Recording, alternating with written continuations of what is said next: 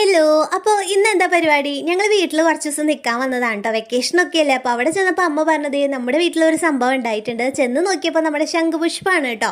അപ്പോൾ അമ്മ പറഞ്ഞതിന് ഒരുപാട് ഗുണങ്ങളുണ്ടെന്ന്. അപ്പോൾ സംഭവം നോക്കിയപ്പോൾ സത്യമാണ്, ഒരുപാട് ഔഷധ ഗുണങ്ങളുള്ള ഒരു സംഭവമാണ് കേട്ടോ. അപ്പോൾ ഇത് വെച്ച് അപ്പച്ചനും അമ്മയും വെള്ളമൊക്കെ തിളപ്പിച്ച് കുടിക്കാറുണ്ട്. പുഷ്പം ഇത് നല്ല ഔഷധമുള്ള ഒരു പൂവാണ്. ഇത് നമ്മൾ വെള്ളം തിളക്കണേലിടും. അപ്പോൾ ഒരു നീല വെള്ളം 4 എണ്ണമൊക്കെ ഇടണം. ദൊരനുള്ളത് മാത്രം. അപ്പോൾ അത് വെച്ചിട്ട് അമ്മ ദേ ഒരു നല്ല അടിപൊളി വെള്ളം ഒന്ന് തിളപ്പിച്ചെടുക്കാൻ പോവാണ് കേട്ടോ.